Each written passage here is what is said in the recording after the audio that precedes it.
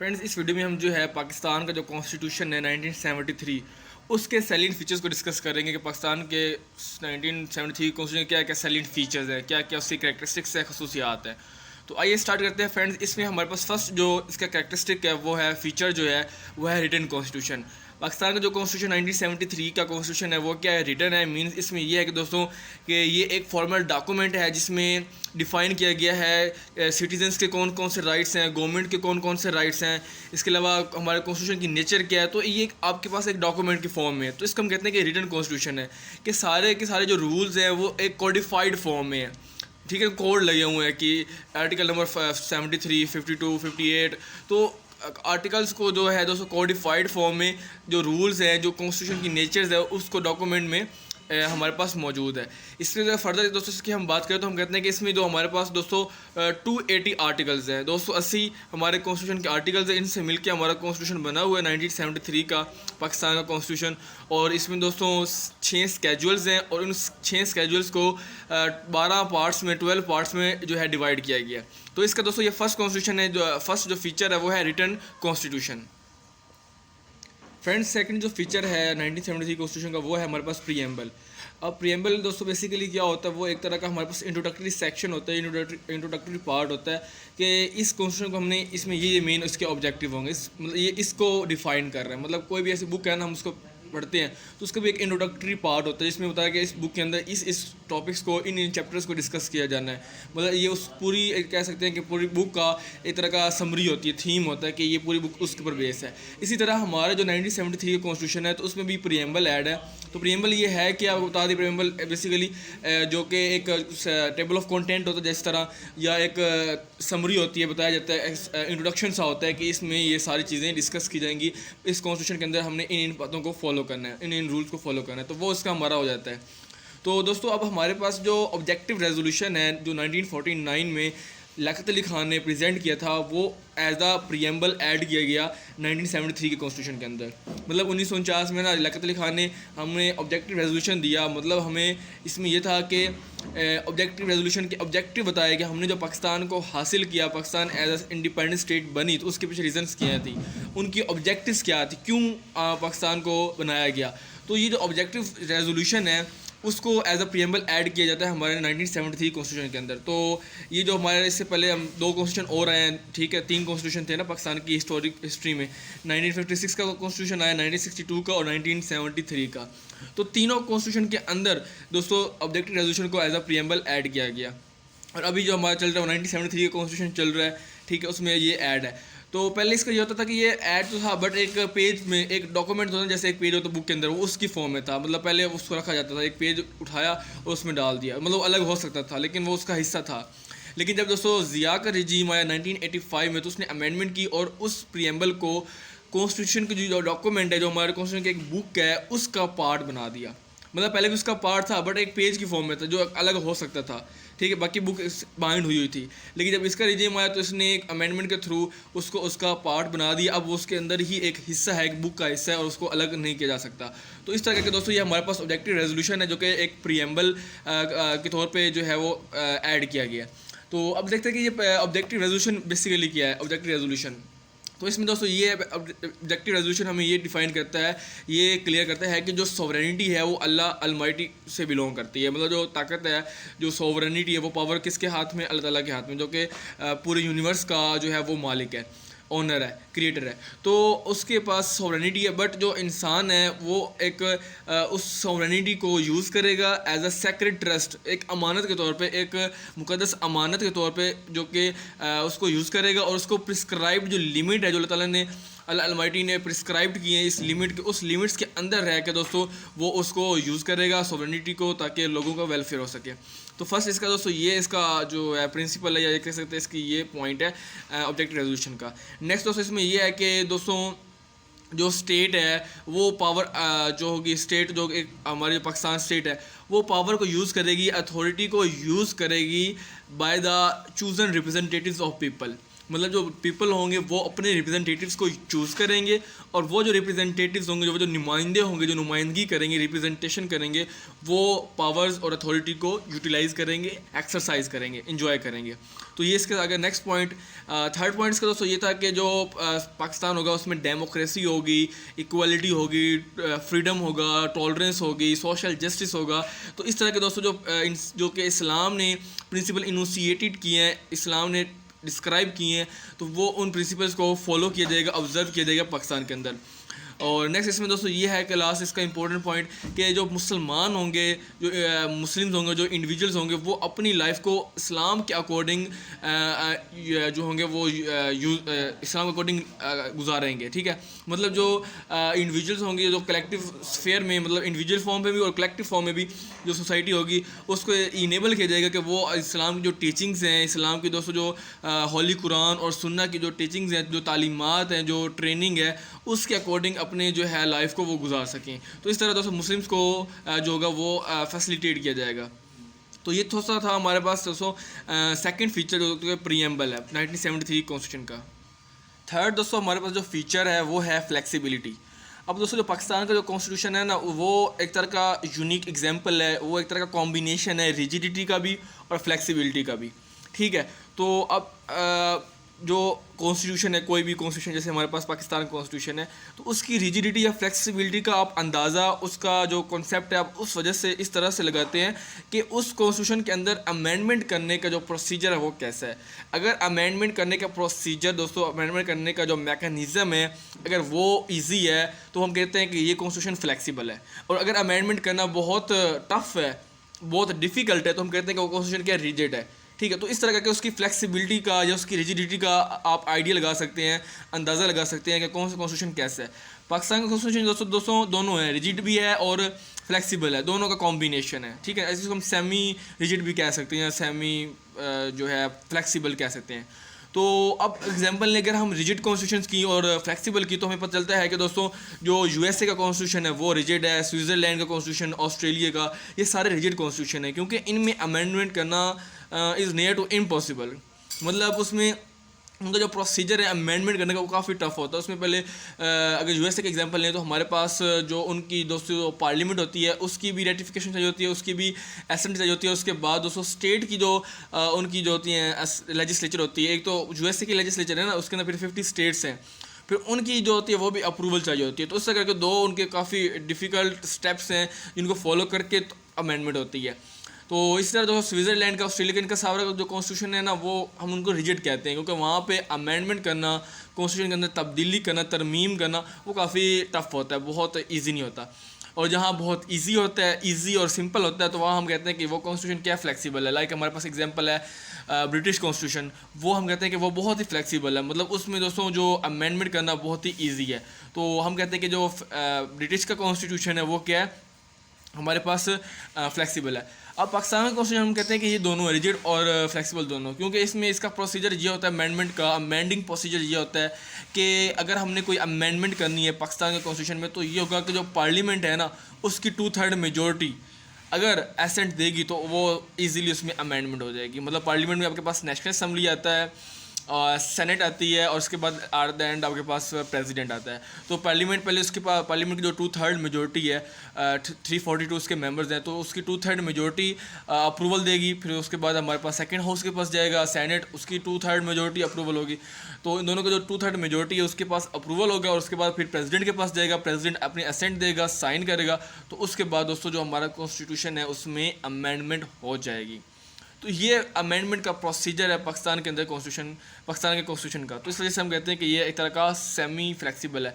तो ये फ्लेक्सिबिलिटी आपका हमारे पास थर्ड फीचर है कि इसकी क्या फ्लेक्सिबिलिटी है, क्या इसका प्रोसीजर है अमेंडमेंट का, टफ है या ईजी है, ठीक है ना। तो वो हमारे पास आ जाता है। फ्रेंड्स नंबर 4 पे हमारे पास जो फीचर है वो है स्टेट रिलीजन का। मतलब हमारा कॉन्स्टिट्यूशन ये कहता है कि हमारा जो पाकिस्तान जो स्टेट होगी वो स्टेट रिलीजन होगी, मतलब रिलीजियस स्टेट होगी, ना कि सेकुलर, क्योंकि स्टेट्स की काफ़ी टाइप्स की सेकुलर होती है हमारे पास। तो लेकिन पाकिस्तान को जो 1973 का कॉन्स्टिट्यूशन है वो ये डिक्लेयर करता है पाकिस्तान इस्लामिक रिपब्लिक होगा, ठीक है। और इसमें दोस्तों ये है कि हमारा जो आर्टिकल नंबर 1 है वो ये एक्सप्लेन करता है कि प्रेसिडेंट और प्राइम मिनिस्टर का मुसलमान होना ज़रूरी है। और जो आर्टिकल नंबर 2 है वो ये कहता है कि जो जो पाकिस्तान होगा वो क्या होगा, वो एक स्टेट रिलीजन होगा, मतलब उसका एक रिलीजन है, सेकुलर नहीं होगा।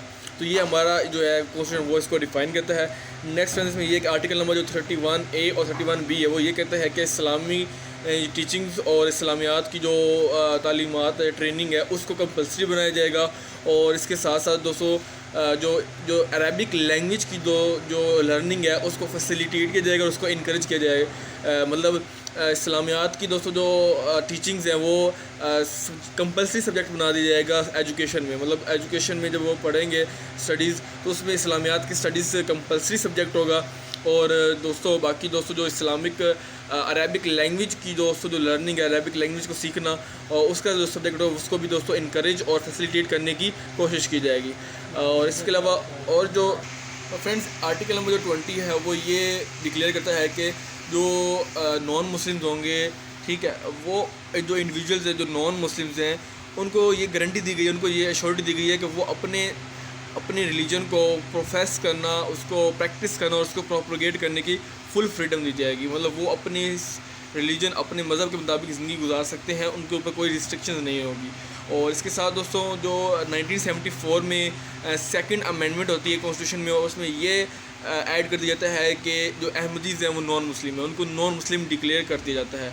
और वो इस वजह से होता है कि वो कहते हैं कि अगर किसी ने मुस्लिम होना उसमें मुसलमान की डेफिनेशन ऐड की जाती है, जिसमें हॉली प्रॉफिट सल्लल्लाहु अलैहि वसल्लम की दोस्तों जो फाइनलिटी है, एब्सोल्यूट और unqualified finality of prophethood of holy prophet made compulsory condition for the Muslims. मतलब अगर किसी मुसलमान की डेफिनेशन ऐड की गई उसमें ये कहा गया कि मुसलमान भाई उसमें ये बात ज़रूरी है कि वो आप वसल्लम को आखिरी नबी मानता हो, आप वसल्लम की जो है नबूवत पर ईमान लाता हो। जो आखिरी नबी नहीं मानेगा वो मुस्लिम नहीं होगा। तो मुसलमान की डेफिनेशन ऐड की गई और उसमें ये बताया गया कि अहमदीज़ हैं वो नॉन मुस्लिम हैं, क्योंकि वो प्रॉफिटहुड जो है वो अब वसल्लम की हॉली प्रॉफिट सल्लल्लाहु अलैहि वसल्लम की उसको एक्सेप्ट नहीं करते और उसकी फाइनलिटी को, एब्सोल्यूट फाइनलिटी को एक्सेप्ट नहीं करते, तो सही से वो नॉन मुस्लिम हो जाएंगे। तो ये हमारे पास दोस्तों था state religion, fourth feature of हमारा 1973 कॉन्स्टिट्यूशन। फ्रेंड्स जो हमारे पास फिफ्थ फीचर है वो है फंडामेंटल राइट्स। कॉन्स्टिट्यूशन जो है वो फंडामेंटल राइट्स को ग्रांट करता है, गारंटी देता है कि इंसान के दोस्तों जो फंडामेंटल राइट्स हैं वो उसको दिए जाएंगे। फंडामेंटल राइट्स में उसके दोस्तों right to liberty, right to life, right to profession, इसके अलावा रिलीजियस राइट्स हो गए उसके। और इसके बाद इसके हमारे पास जो है freedom of thought, freedom of expression, freedom of speech, इसके अलावा freedom of religion, equal rights. तो दोस्तों तमाम जो फंडामेंटल राइट्स हैं वो उनको दिए जाएंगे। Freedom of assembly, freedom of association, freedom of trade, freedom of business, freedom of profession, free speech. तो डिफरेंट दोस्तों जो उसके फ्रीडम है वो उसको गारंटी की जाएंगी। और जो फंडामेंटल राइट्स हैं, बेसिक राइट्स जो बुनियादी हकूक़ का एक इंसान के प्रॉपर्टी का हो गया या बाकी सिक्योरिटी के हो गए, वो उसको ग्रांट की जाएगी। अगर उसको कोई भी अफेक्ट होते हैं और इशू बनता है तो वो अपना केस कोर्ट में ले जाएगा और कोर्ट उसको जस्टिस ग्रांट करेगी। तो ये हमारे पास दोस्तों ये इसके फंडामेंटल राइट्स हैं, जिसमें राइट टू एजुकेशन भी आ जाता है, राइट टू मेडिसिन भी आ जाता है, इक्वलिटी ऑफ सिटीजन भी आ जाता है कि इक्वल जो है वो इक्वल ट्रीट किया जाए सिटीजन्स को, safe guard, preservation of language, script of cultures. तो ये डिफरेंट हमारे पास फंडामेंटल राइट्स हैं जो कि हमारा कॉन्स्टिट्यूशन ग्रांट करता है। नेक्स्ट जो 6 हमारे पास फीचर है वो है national language and official language. Friends इसमें ये है कि जो कॉन्स्टिट्यूशन है वो ये कहता है कि उर्दू जो होगी पाकिस्तान की वो नेशनल लैंग्वेज होगी, कौमी ज़बान, और जो इंग्लिश है वो उसकी ऑफिशियल लैंग्वेज होगी। बट उसमें ये भी डिस्क्राइब किया गया था कि कमेंसिंग डे से, जिस दिन से कमेंस हुई वो उर्दू को हमने नेशनल लैंग्वेज बनाया, उसके बाद 15 ईयर्स के अंदर अंदर ऐसी अरेंजमेंट्स की जाएंगी, इस तरह उसमें डेवलपमेंट होगी कि हम 15 साल बाद उर्दू को ऑफिशियल लैंग्वेज बना देंगे। बट ऐसा ना हो सका। मतलब उर्दू को इंग्लिश को रिप्लेस कर दिया जाएगा उर्दू के साथ 15 ईयर्स के बाद। उर्दू को भी ऑफिशियल लैंग्वेज बना दिया जाएगा, बट अभी तक नहीं बनी। तो ये 1973 का कॉन्स्टिट्यूशन है कि नेशनल लैंग्वेज उर्दू और ऑफिशियल लैंग्वेज इंग्लिश। उसमें ये था कि अरेंजमेंट्स की जाएंगी कि और इंग्लिश को रिप्लेस कर दिया जाएगा 15 ईयर्स के बाद उर्दू पे, ताकि उर्दू में इतनी वो डेवलपमेंट हो जाए, वो सारी हमारे जो डाटा था, वो सारा जो डॉक्यूमेंट्स थे और वो सारी बुक्स थी, वो सारी तब तक उर्दू में ट्रांसलेट हो जाएंगी। बट ऐसा अभी तक ना हो सके। उर्दू अभी भी नेशनल है और इंग्लिश अभी भी ऑफिशियल लैंग्वेज है। जो 7 फीचर है कॉन्स्टिट्यूशन का वो है हमारे पास फेडरल फॉर्म ऑफ गवर्नमेंट। मतलब जो कॉन्स्टिट्यूशन में ये बताया गया कि पाकिस्तान का जो फॉर्म ऑफ गवर्नमेंट होगा वो होगा फेडरल, क्योंकि गवर्नमेंट्स की डिफरेंट टाइप्स हैं। यूनिटरी फॉर्म ऑफ गवर्नमेंट है, क्वासी फेडरल है, फेडरल फॉर्म ऑफ गवर्नमेंट है, ठीक है। तो हमारे पास जो कॉन्स्टिट्यूशन में है वो है federal form of government. Federal form of government में ये है कि पावर्स को डिवाइड कर दिया जाता है। फेडरल गवर्नमेंट में ये है कि पावर्स को डिवाइड कर दिया जाएगा सेंट्रल गवर्नमेंट और फेडरेटिंग यूनिट्स के दरमियान। मतलब पाकिस्तान के 4 फेडरेटिंग यूनिट्स हैं, जिसको 4 प्रोविंसेस कहते हैं, पंजाब, सिंध, बलोचिस्तान और KPK। तो इनमें पावर्स को डिस्ट्रीब्यूट कर दिया जाएगा, डिवाइड कर दिया जाएगा, तो इस तरह पावर की डिवीजन हो जाएगी। और इस कॉन्स्टिट्यूशन में दोस्तों ये था कि जो प्रोविंसेस थे, जो फेडरेटिंग यूनिट्स थे, उनको ज़्यादा फाइनेंशियल और एडमिनिस्ट्रेटिव पावर्स ग्रांट की गई as compare to the previous constitution. कि 1956 का कॉन्स्टिट्यूशन भी आया, 1962 का भी आया, लेकिन उनमें इतनी ज़्यादा पावर्स उनको नहीं मिली थी। तो इस तरह करके ये कॉन्स्टिट्यूशन जो था वो फेडरल था, तो उनको काफ़ी जो पावर्स थी वो काफ़ी ग्रांट की गई। और इसमें ये भी था कि जो 18th अमेंडमेंट आई 2010 में जरदारी गवर्नमेंट के दौरान, जो कि अमेंडमेंट के थ्रू आई, तो उसमें जो फेडरेटिंग यूनिट्स थे हमारे पास, जो प्रोविंसेस थे, उनको और ऑटोनमस कर दिया गया, उनको और ऑटोनॉमी दे दी गई, वो और पावरफुल हो गए। तो अब उनके पास अपने जो है वो पावर है एजुकेशन का और लेजिस्लेचर का, काफ़ी उनके पास अख्तियार है। तो ये हमारे पास दोस्तों था 7th फीचर। फ्रेंड्स, जो हमारे पास 8th फीचर है वो है parliamentary form of government. Constitution का ये फीचर है कि पार्लियामेंट्री फॉर्म ऑफ गवर्नमेंट होगा पाकिस्तान के अंदर। पाकिस्तान के अंदर parliamentary form of government means Pakistan के अंदर एक पार्लियामेंट है और वो उससे पूरी जो कंट्रीज़ को गवर्न किया जाएगा। पार्लियामेंट्री फॉर्म ऑफ गवर्नमेंट में फ्रेंड्स ये होता है कि जो आपका प्राइम मिनिस्टर होता है वो नेशनल असम्बली से, जो लोअर हाउस है वहाँ से इलेक्ट होकर आता है, जबकि आपका जो CM है, चीफ मिनिस्टर है, वो प्रोविंशियल असम्बली से होकर आता है। तो दोनों जो CM है और जो PM है, प्रोविंशियल असम्बलीज़ के जो हेड हैं और जो नेशनल असम्बली का जो हेड होगा, वो रिस्पॉन्सिबल होगा दोनों असम्बलीज़ के लिए अपनी रिस्पॉन्सिबिलिटीज़ का। और वो तब तक हेड रह सकते हैं, प्राइम मिनिस्टर वो कैंडिडेट, वो पर्सन तब तक प्राइम मिनिस्टर या CM रह सकता है जब तक उसको उस असम्बली का कॉन्फिडेंस होगा। जब तक उसको कॉन्फिडेंस उसके पास है, अचीव है, गेन करके रखेगा, तब तक वो उस चीज़ का वो उसका हेड होगा और प्राइम मिनिस्टर बनेगा। लेकिन जब उनके ख़िलाफ़ वोट ऑफ नो कॉन्फिडेंस होगा, पार्लियामेंट के जो मेंबर्स होंगे, अगर उसको सिंपल मेजॉरिटी होगी, अपोजिशन दोस्तों उसके ऊपर parliament vote of no confidence start करेगी, तो वो उस अपनी सीट से हट जाएगा। मतलब जब तक उनको कॉन्फिडेंस होगा, सिंपल मेजॉरिटी जो जिसको उसको रिक्वायर होती है 51%, अगर उनके पास वो वोट हैं असम्बलीज़ के अंदर दोनों के पास, तो तब तक वो पार्लियामेंट्री फॉर्म ऑफ गवर्नमेंट चलेगा। तब तक वो प्राइम मिनिस्टर होगा, उस पार्लियामेंट का हेड होगा, और नेशनल असम्बली का जो लोअर हाउस है हमारे पास उसका हेड है, और प्राइम मिनिस्टर जो है उसकी सीट संभालेगा। बट जब वो कॉन्फिडेंस नहीं होगा, मतलब vote of no confidence move start होगी बाय द ऑपोजिशन, तो उस वक्त फिर उसके अगर कॉन्फिडेंस जो होगा उसका नहीं मिलेगा, जो सपोर्ट जो पहले लोग कर रहे थे उसको पार्टीज़ को नहीं करेंगे, तो वो अपनी सीट से हट जाएगा। और फ्रेंड्स, इसमें ये होता है कि parliamentary form of government different होता है प्रेसिडेंशियल फॉर्म ऑफ गवर्नमेंट में। आप US की एग्जांपल लें तो वहाँ पे प्रेसिडेंशियल फॉर्म ऑफ गवर्नमेंट है, सेपरेशन ऑफ पावर्स है, चेक एंड बैलेंस है। तो वहाँ पे दोस्तों प्रेसिडेंट इलेक्ट होकर आता है।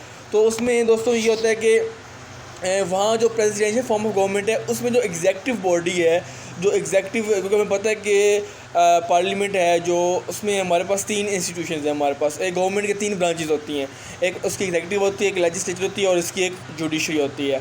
जो US का प्रेसिडेंशियल फॉर्म ऑफ गवर्नमेंट है उसमें दोस्तों जो US के जो एग्जेक्टिव बॉडी है, जिसमें उसकी कैबिनेट और वो जो प्रेसिडेंट है वो जो बनता है, वो लेजिस्लेचर से नहीं आता, वो उस असम्बली से या कांग्रेस से इलेक्ट नहीं होकर आता है। कांग्रेस वहाँ पे अलग है, जो हमारे यहाँ पार्लियामेंट है वहाँ पे कांग्रेस है वो अलग है, और जो एग्जेक्टिव बॉडी है वो अलग है, सेपरेट है। But parliamentary form of government की ये खासियत है, इसका ये फीचर है पार्लियामेंट्री फॉर्म ऑफ गवर्नमेंट में, ये होता है कि जो आपकी एग्जेक्टिव बॉडी होगी वो कहाँ से होके आएगी, वो लेजिस्लेचर से होके आएगी। एग्जेक्टिव बॉडी कहाँ से होके आएगी, पार्लियामेंट से होके आएगी। जो नेशनल असम्बली और जो सेनेट के मेंबर्स, वहाँ से आपके जो होंगे दोस्तों, आपके जो होंगे एग्जेक्टिव बॉडी बनेगी। एग्जेक्टिव जो मिनिस्टर्स हैं, फेडरल मिनिस्टर्स, वो बनेंगे, और आपका प्राइम मिनिस्टर भी वहाँ से होके आएगा।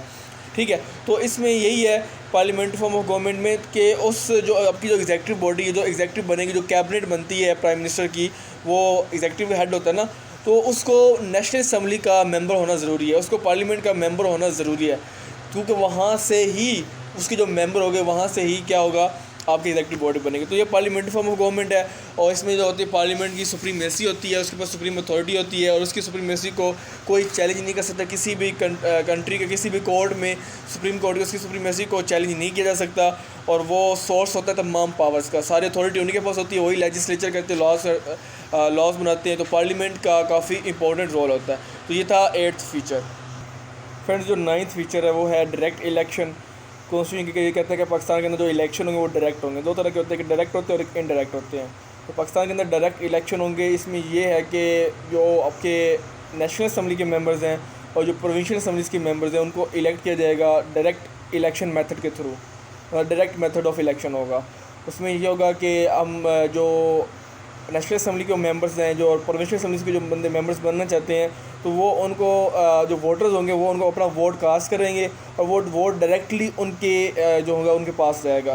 तो जो जिसको एक वोटर अपना वोट, जिस मेंबर को नेशनल असम्बली के मेंबर को अपना वोट कास्ट करना चाहता है तो वो उसको अपना वोट कास्ट करेगा। वो डायरेक्टली उसका जो बैलेट होगा वो उस कंसर्न पर्सन के पास जाएगा या उस पार्टी के पास जाएगा जिस पार्टी को वो जितवाना चाहता है। तो जिस पार्टी के अंदर, जैसे हमारे पास डिफरेंट पार्टीज़ हैं पाकिस्तान के अंदर, PTI है, PMLN है, क्वाफ लीग है, MQM है, पीपल्स पार्टी है, ठीक है।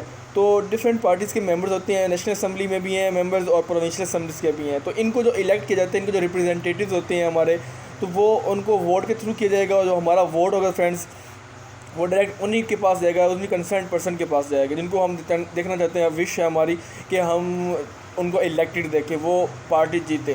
तो इस तरह के दोस्तों जो विनिंग पार्टी होती है, जिसके पास मेजॉरिटी ऑफ वोट्स होते हैं, जिसके पास ज़्यादा वोट होते हैं, वो पार्टी जीत जाती है, विन कर जाती है और इसमें हमारे पास डायरेक्ट इलेक्शन होते हैं। 10th फीचर है कॉन्स्टिट्यूशन का बाई कैमरल लेजिस्लेचर। पाकिस्तान का जो लेजिस्लेचर है वो बाई कैमरल है। मेन पाकिस्तान के अंदर 2 हाउसेज हैं लेजिस्लेचर के, एक अपर हाउस और एक लोअर हाउस है। अपर हाउस को सेनेट कहा जाता है और लोअर हाउस को नेशनल असम्बली कहा जाता है। जो अपर हाउस है सेनेट, उसका जो टेन्योर है, उसका जो टाइम पीरियड है वो है 6 साल 6 ईयर्स और जो नेशनल असम्बली है उसका जो टाइम पीरियड है वो है 5 साल 5 ईयर्स। जो नेशनल असम्बली है उसको डिसॉल्व किया जा सकता है, उसकी डिसोल्यूशन पॉसिबल है, बट सेनेट को डिसॉल्व नहीं किया जा सकता। इसलिए नेशनल असम्बली को कहते हैं कि ये टेम्परेरी है और जो सेनेट है उसको कहते हैं परमानेंट है, ठीक है। क्योंकि सेनेट में हर 3 साल बाद इलेक्शन होते हैं, तो 6 साल बाद उसके टोटल जो होते हैं वो मेंबर्स न्यू आते हैं, इसको कह सकते हैं हम। तो उसका 6 साल का जो होता है वो टाइम पीरियड होता है। इसके अलावा दोस्तों जो लोअर हाउस है वो है पॉपुलेशन बेस के ऊपर ना रिप्रेजेंटेशन है। मतलब दोनों हाउसेस का जो मेन मोटिव है वो ये कि लोगों की रिप्रेजेंटेशन हो, ठीक है। तो दोस्तों जो नेशनल असम्बली है उसके जो लोग होते हैं वो कैसे इलेक्ट होते हैं, वोटर के थ्रू। मतलब वोटर हम जो नॉर्मल ले मैन है, ऑर्डिनरी पर्सन है, वो वोट कास्ट करते हैं और पॉपुलेशन की बेस पे वो वोटर्स इलेक्ट वोटर्स कह रहा हूँ, वो जो इलेक्टर्स हैं वो इलेक्ट होते हैं, वो जो पर्सन रिप्रेजेंटेटिव्स हैं वो इलेक्ट होते हैं।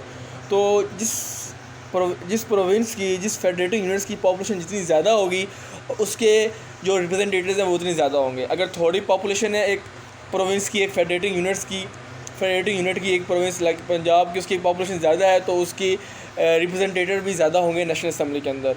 और बलूचिस्तान की जो है दोस्तों पॉपुलेशन कम है पाकिस्तान के अंदर, तो उसकी जो रिप्रेजेंटेटिव हैं वो भी नेशनल असम्बली के अंदर कम है।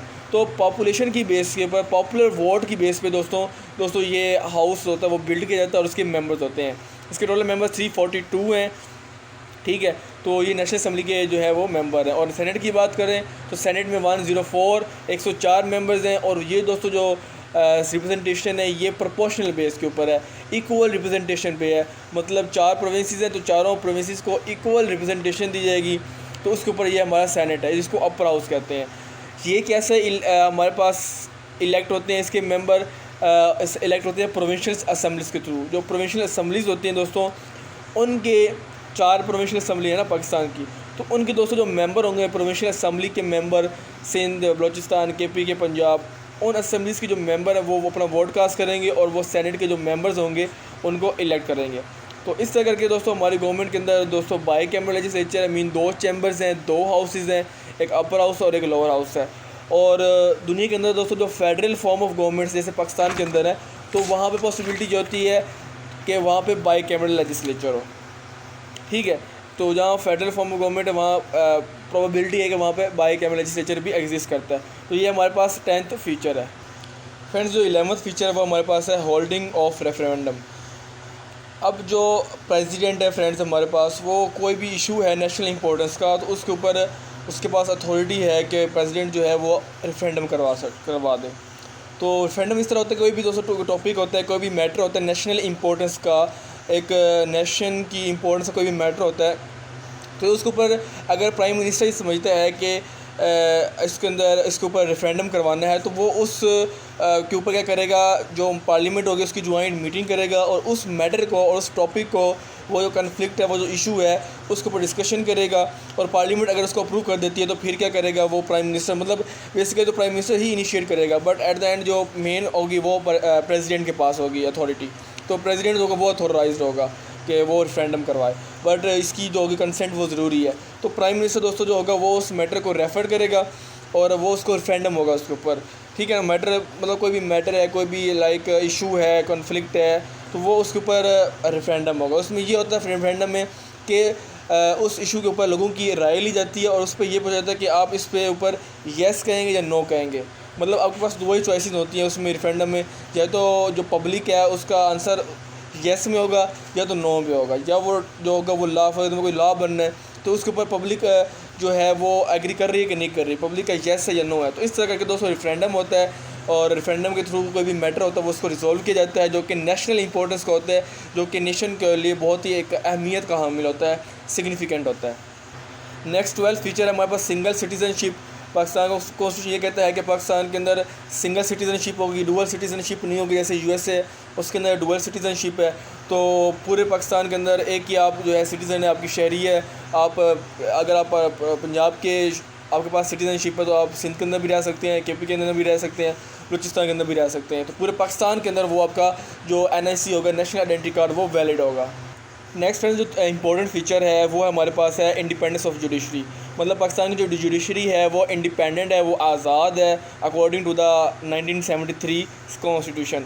मतलब जुडिशरी होती है वो सेफ़ गार्ड्स करती है ना पाकिस्तान के अंदर जो लोग रह रहे हैं उनके राइट्स की, फंडामेंटल राइट्स की सिक्योरिटी प्रोवाइड करती है, वो उनका तहफ़्फ़ुज़ करती है जुडिशरी, तो वो सेफ़ गार्ड होता है। तो अब दोस्तों जो जुडिशरी के जो मेंबर लाइक जो चीफ़ जस्टिस है उसको कौन सिलेक्ट करता है, वो उसको हमारा प्रेसिडेंट सिलेक्ट करता है, ठीक है। तो इस तरह के उसके पास अथॉरिटी है, बट जुडिशरी को वो सिलेक्ट कर सकता है लेकिन उसको रिमूव नहीं कर सकता। अगर उसने जुडिशरी के मेंबर्स को, हाई कोर्ट है, चीफ़ जस्टिस हो गया, लाइक हमारे पास सुप्रीम कोर्ट, एपेक्स कोर्ट है, उसके मेंबर्स को अगर उसने रिमूव करना है तो उसको सुप्रीम जो जुडिशियल काउंसिल है उसकी कंसल्ट, उसकी जो कंसेंट है वो चाहिए होगी, वो एग्री होगी तो फिर जाके वो प्रेसिडेंट रिमूव कर सकता है। तो इस तरह करके जो जुडिशरी है फ्रेंड्स वो एग्जेक्टिव से इंडिपेंडेंट है, वो एग्जेक्टिव के ऊपर डिपेंड नहीं कर रही, वो आज़ाद है, आज़ाद अदलिया होगी। तो ये हमारे पास इसका फ़ीचर है इंडिपेंडेंस ऑफ जुडिशरी, कि जुडिशरी इंडिपेंडेंट है, आज़ाद है, ख़ुद मुख्तार है, ठीक है। और उसको जुडिशरी के जो मेंबर्स हैं उनको कोर्ट की ऑफिस से रिमूव नहीं किया जा सकता, प्रेसिडेंट उसको रिमूव नहीं कर सकता, बट वो प्रेसिडेंट जो है वो जुडिशरी के जो मेंबर्स उनको अपॉइंट कर सकता है, वो उसके पास अथॉरिटी है।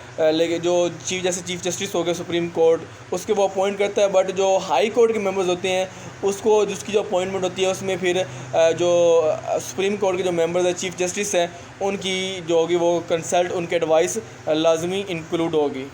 नेक्स्ट फ्रेंड्स हमारे पास जो फीचर है 14 वो है राइट्स ऑफ माइनॉरिटीज़ को जो है वो राइट्स गारंट करता है हमारा कॉन्स्टिट्यूशन। माइनॉरिटीज़ दोस्तों वो होती है पॉलिटिकली देखा जाए तो जो 50% पॉपुलेशन से जो कम होती है ना, जिसकी पॉपुलेशन 50% से कम उसकी जो वो लोग होंगे तो उनको कहते हैं माइनॉरिटीज़। मतलब नॉन मुस्लिम्स हो गए, जैसे सिख हो गए, हिंदू हो गए, बाकी जो कम्युनिटीज़ है वो जो पाकिस्तान में रह रही है उनको कहते हैं माइनॉरिटीज़। तो उनके दोस्तों माइनॉरिटीज़ को फंडामेंटल राइट्स ग्रांट किए जाएंगे और फंडामेंटल राइट्स के अपार्ट उसके अलावा उनके जो बाकी जो राइट्स हैं, religious rights, basic right life property का, वो भी उनको ग्रांट किया जाएगा। मतलब हर सिटीज़न को, हर शहरी को पाकिस्तान के जो है irrespective of its colour, creed, religion, caste, उसको उसके फंडामेंटल राइट्स दिए जाएंगे, ठीक है। ये तो बात है ही सही, फंडामेंटल राइट्स तो मिलने ही मिलने हैं हर सिटीज़न को, बगैर उसके मतलब रिलीजन के अलावा और उस तरह करके। लेकिन जो माइनॉरिटीज़ हैं उनको उनके दोस्तों बाकी जो रिलीजियस जो बिलीव्स हैं उनको प्रैक्टिस करने के लिए, उनको प्रोपोगेट करने के लिए और उनको ऊपर प्रोफेस करने के लिए उसको राइट दिया जाएगा। उनको कोई कंपल्शन नहीं है कि वो लाजमी दूसरों का रिलीजन फॉलो करें। तो ये हमारी जो है कॉन्स्टिट्यूशन वो उनको जो है फ्रीडम देता है। और जो मुस्लिम्स हैं उनके लिए कंपलसरी है, उनको कंपेल किया जाता है कि वो इस्लामिक स्टडीज़ पढ़ें। बट जो दोस्तों नॉन मुस्लिम्स हैं उनके ऊपर कोई कंपल्शन नहीं है, उनको कंपेल नहीं किया जाता, मजबूर नहीं किया जा सकता कि वो बाकी इस्लामी जो है जो रिलीजियस है उसकी टीचिंग को, वो जो स्टडीज़ है उसको करें, ठीक है। तो ये हमारा जो है कॉन्स्टिट्यूशन वो राइट ग्रांट करता है। इसके अलावा दोस्तों किसी भी माइनॉरिटी को, नॉन मुस्लिम को ये कंपेल नहीं किया जा सकता कि वो दूसरी जो हमारी पाकिस्तान की जो इस्लामिक सेरेमनी है या बाकी दूसरी रिलीजियस सेरेमनीज है, जो प्रैक्टिसेस हैं, उनमें इन्वॉल्व हो, ठीक है। मतलब उसको ये नहीं किया, उसके जो अपना अकीदा वो उसको प्रोफेस कर सकता है, उसको ये मजबूर नहीं किया जा सकता वो अपना अकीदा, अपने बिलीफ छोड़ के, रिलीजन छोड़ के दूसरी बिलीफ में उसको प्रैक्टिस करे, ठीक है। तो ये हमारे पास राइट है माइनॉरिटीज़ का। फ्रेंड्स, जो 15th हमारे पास फीचर है वो है हाई ट्रीज़न। जो भी पर्सन अगर कॉन्स्टिट्यूशन को एब्रोगेट करेगा या कोशिश करेगा एब्रोगेट करने की, उसको ख़त्म करने की या कैंसिल करने की, उसको एब्रोगेट करना मीन उसको जो है नल एंड वॉइड करा देना, उसको ऐसे करने की कोशिश करेगा तो उसके ऊपर हाई ट्रीज़न आर्टिकल नंबर 6 के अकॉर्डिंग उसके ऊपर मुकदमा चलेगा और उसके ऊपर उसको पनिशमेंट मिलेगी। तो ये हमारा राइट का जो है वो कॉन्स्टिट्यूशन का जो है वो फीचर है कि कोई भी अनकॉन्स्टिट्यूशनल मीन के थ्रू या फोर्स के थ्रू अपने हमारे 1973 कॉन्स्टिट्यूशन को एब्रोगेट नहीं कर सकता, ठीक है। जो करेगा उसको हाई ट्रीज़न का जो होगा वो केस चलेगा। हाई ट्रीज़न मीन संगीन गद्दारी, वो ट्रेटर होगा, गद्दार होगा। तो इस तरह करके उसके ऊपर जो होगा वो कोर्ट के अंदर वो चलेगा और वो वैलिडिटी उसकी नहीं हो सकती, एब्रोगेट करना वैलिड नहीं होगा। तो उसको पनिशमेंट दी जाएगी और उसको उसकी सज़ा होगी बाय पार्लियामेंट, ठीक है, अगर वो गिल्टी फाउंड की जाता है। मतलब तो यही है कि कोई भी जो है कॉन्स्टिट्यूशन को वो एब्रोगेट नहीं किया कर सकता। अगर कोशिश भी करेगा, गिल्टी होगा वो, तो उसको उसकी पनिशमेंट मिलेगी। फ्रेंड्स, जो हमारे पास लास्ट फीचर है वो है वेलफेयर स्टेट। पाकिस्तान जो होगा दोस्तों एक वेलफेयर स्टेट होगा। वेलफेयर स्टेट एक स्पिरिट है इस कॉन्स्टिट्यूशन की। मतलब पाकिस्तान के अंदर जो दोस्तों जो इलिटरेसी है उसको रिमूव किया जाएगा, एजुकेशनल और इकोनॉमिक इंटरेस्ट को प्रमोट किया जाएगा। दोस्तों जो बैकवर्ड एरियाज़ हैं या जो इतने डेवलप्ड एरियाज़ नहीं है पाकिस्तान के, उनके ऊपर काम किया जाएगा। और जो अच्छी कंडीशंस हैं, एक लाइफ स्टैंडर्ड है सिटीजन्स का, उसको इम्प्रूव करने की कोशिश की जाएगी, प्रमोट करने की कोशिश। तो इसके अलावा पाकिस्तान वेलफेयर स्टेट में हम ये कहते हैं कि एक तो वो इलिटरेसी को रिमूव किया जाएगा, बाकी जो बैकवर्ड क्लासेस हैं उनके दोस्तों एजुकेशनल इंटरेस्ट और इकोनॉमिक इंटरेस्ट को इन्हांस किया जाएगा, ठीक है, प्रमोट किया जाएगा। इसके अलावा दोस्तों जो ईवल्स हैं, सोशल ईवल्स लाइक प्रोस्टिट्यूशन हो गया, गैम्बलिंग हो गया, कंजप्शन ऑफ अल्कोहल हो गया, शराब हो गया, तो उन सब को प्रोहिबिट किया जाएगा, रोका जाएगा, रिस्ट्रिक्ट किया जाएगा। और जो वेल बींग की दोस्तों जो है उस वेल बींग ऑफ पीपल उसको सिक्योर किया जाएगा। Well being of people irrespective of colour, creed, caste, religion, gender, ठीक है। तो इससे बालातर होके इर्रिस्पेक्टिव ऑफ रिगार्डलेस ऑफ, मतलब ये डिपेंड नहीं करना कि उसका कौन सा कलर है, कौन सा क्रीड है, कौन सी कास्ट है, कौन सी रेस है, कौन सा रिलीजन है, किस एथनिसिटी से बिलोंग करता है, कौन सी उसकी लैंग्वेज है। इन सब फैक्टर्स को इग्नोर करके दोस्तों जो इंसान है उसकी वेल बींग के लिए दोस्तों जो होगी स्टेट वो स्ट्रगल करेगी, उसको सिक्योर करने की कोशिश करेगी ताकि उसका जो स्टैंडर्ड ऑफ लिविंग है वो इम्प्रूव हो सके। इसके अलावा दोस्तों जो बेसिक नेसेसिटीज़ हैं लाइफ की, जो बुनियादी ज़रूरियात हैं, लाइक इसमें हमारे पास फूड हो गया, housing, clothing, education, medical relief, ये सब का सब प्रोवाइड किया जाएगा सिटीजन्स को। खाना पीना, रहना सहना, इसकी जो बेसिक जो बुनियादी ज़रूरियात है, रिक्वायरमेंट्स हैं, वो स्टेट पूरा करेगी ताकि दोस्तों जो इंसान है वो उसकी जो लिवलीहुड है उसको इंश्योर किया जा सके। तो फ्रेंड्स, ये था हमारे पास features of salient features of 1973 constitution. Hope you have understood it in very well. If you have any question or query about this, you can ask in the comment section.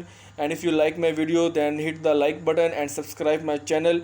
And if you like it, then give your comment. So friends, we will meet in the next video. Till then, take care of yourself and study hard. We will meet in the next video, and then goodbye.